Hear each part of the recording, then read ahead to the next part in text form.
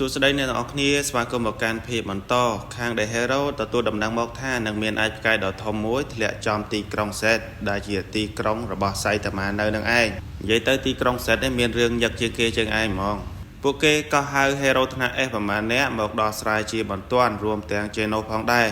Cheno ក៏មកលាលោកគ្រូចំណែកសៃតាម៉ានៅមើលរឿងចប៉ុនបន្ត Cheno មកដល់ក៏ជួបលោកអ៊ំម្នាក់ឈ្មោះថាបាងគាត់ជា Hero ថ្នាក់ S ដែរថែមទាំងមានលេខរៀងទី3ទៀតផងលោកអ៊ំបាងប្រាប់ Cheno ថាអាចផ្កាយនឹងធំណាស់គ្មានអ្នកណាអាចបញ្ឈប់វាបានទេចឹងហើយទើប Hero ថ្នាក់ S ដទៃទៀតមិនបានមកប្រាប់ថារវល់សឹងតែគ្រប់គ្នាហើយខាង The Hero ប្រកាសប្រាប់ប្រជាជនឲ្យចាកចេញពីទីក្រុងជាបន្ទាន់អំឡុងពេល28នាទីទៀត Cheno ក៏បានមកដល់ត្រៀមខ្លួនជាស្រេចដើម្បីទប់ទល់ព្រោះថាគ្រោះថ្នាក់មិនមែនតែទីក្រុងសេតមួយទេក្រុងក្បែរៗហ្នឹងក៏គ្រោះថ្នាក់ដូចគ្នា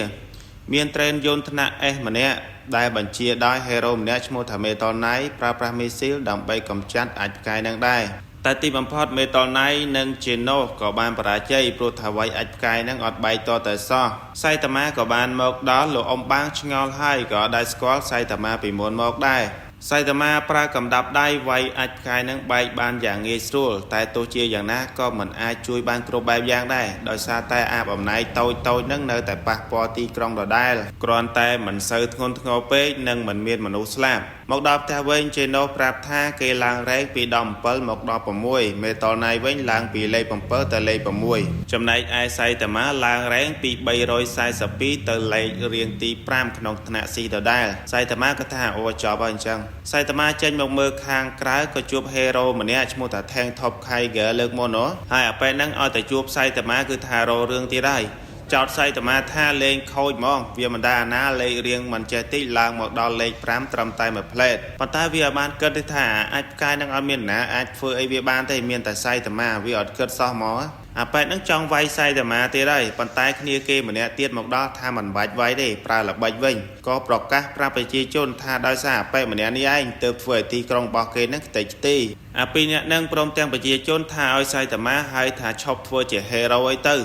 គិតទៅអ្នកខ្លះចង្រៃចឹងមែនណាធ្វើគុណបានទោសកន្លែងហ្នឹងពិតជាអាណិតសៃតាម៉ាមែនតែនគេថាឲ្យសឹងតែគ្រប់គ្នាតែគាត់អត់មាត់អត់កោអីតតែសោះត្រឹមតែឈរចាំស្ដាប់ពីអ្នកបងប្អូនហ្នឹងចូលមកវាយសៃតាម៉ាតែត្រូវសៃតាម៉ាវាយវិញស្រែកប្រកាច់ប្រកិននិងសុំទោសដែលគេកុហកទៅប្រជាជនសៃតាម៉ាកន្លែងហ្នឹងរៀងខឹងដែរសៃតាម៉ានិយាយថាគេវាយដុំអាចផ្កាយហ្នឹងមិនមែនដើម្បីខាង The Hero ឬក៏ដើម្បីនរណាម្នាក់ឡើយគឺគេធ្វើនៅអ្វីដែលគេចង់ធ្វើប៉ុណ្ណោះតើនរណាអាចមកហាមឃាត់គេបាននឹងសួរទៀតថានរណាដែលចង់បន្ទោសខ្ញុំចេញមក Cheno បានមកដល់ក៏បបួលលោកគ្រូទៅវិញព្រោះតែខ្លាចមានរឿងអីកើតឡើងដែលមិនអាចនឹកស្មានដល់ក្រោយមកទៀតមានបិសាចយៈដ៏ធំមួយចេញមកអុកឡុកប្រជាជនតែក៏ត្រូវសៃតាម៉ាសម្លាប់ចោលបាត់ហើយឥឡូវនេះផងដែរសៃតាម៉ាបានឡើងលេខរៀងទី2ក្នុងថ្នាក់ S ដដែលការប្រយុទ្ធរបស់គាត់ពេលខ្លះគេកាត់ដោយសារតែកុំឲ្យឃើញការប្រយុទ្ធគ្នាច្រើនពេកប៉ុន្មានថ្ងៃក្រោយមកទៀតបន្ទាប់ពីនឹងមានបិសាចសមុទ្រឡើងមកកាន់តែច្រើនមែនតែនមាន Hero ថ្នាក់ A ម្នាក់ឈ្មោះថា Stinger បានមកទប់ទល់ជាមួយនឹងបិសាចទាំងអស់ហ្នឹង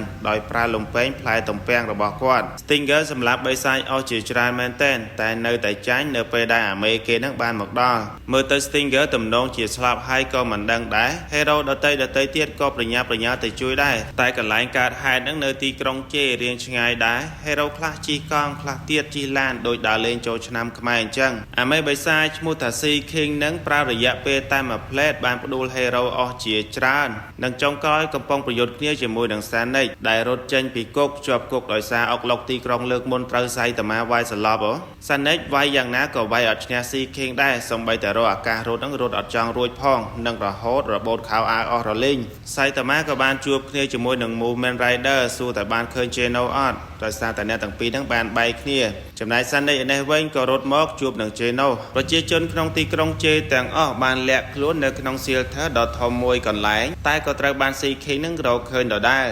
Sea King ហក់ទម្លូចូលមកនិងមាន Hero ថ្នាក់ C ម្នាក់ភ័យឡើងរៀននោមហើយចេញមកប្រកាសសុំចោះចាញ់ប្រាប់ថាខ្ញុំមិនមែនជា Hero អីទេសុំកុំសម្លាប់ពួកគេអី ប៉ុន្តែពេលនោះមាន hero ប្រមាណអ្នកដទៃទៀតចូលមកដើម្បីទប់ទល់ជាមួយ Sea King ដែរចំណែក Saitama នេះវិញនៅជិះកង់ជាមួយនឹង Mumen Rider និយាយទៅវង្វេងផ្លូវពេញនឹងឯងវគ្គនេះរៀងវល់មែនតែនតាមរកអាបីសាយនឹងវង្វេងគ្នាពេញទីក្រុងរកបិសាយឲ្យឃើញទៀត Saitama ថាមិនមានមនុស្សរត់កាត់ហើយគាត់សុំចុះទៅមើលផ្លែតដោយឲ្យ Mumen Rider នឹងជិះកង់ទៅមុនទៅខាង The Hero តែមកប្រាប់ Mumen Rider ថា Sea King នៅ Shelter ឲ្យប្រញាប់ទៅឲ្យលឿនទៅ Mumen Rider ប្រញាប់ពេកក៏ជួសទូរស័ព្ទ Hero ដែលទប់ទល់ជាមួយ Sea King ទាំងអស់ត្រូវបានចាញ់បាត់ហើយ Cheno ក៏បានមកដល់មិនដឹងថាវាយឈ្នះ Sea King ឬក៏អត់ទេសាច់រឿងកាត់មកដល់ Saitama នេះវិញ Saitama តែតាមលេងទៅក៏សួរថាខាង The Hero Association នឹងមែនហើយខាង The Hero នឹងក៏សួរថាណាគេហ្នឹងគាត់ក៏ប្រាប់ថា Saitama ពួកគេដឹងថា Saitama នៅរែងស៊ីប៉ុន្តែធ្លាប់បានវាយអាចផ្កាយនិងធ្វើការជាមួយថ្នាក់ S ជាច្រើនដងទៀត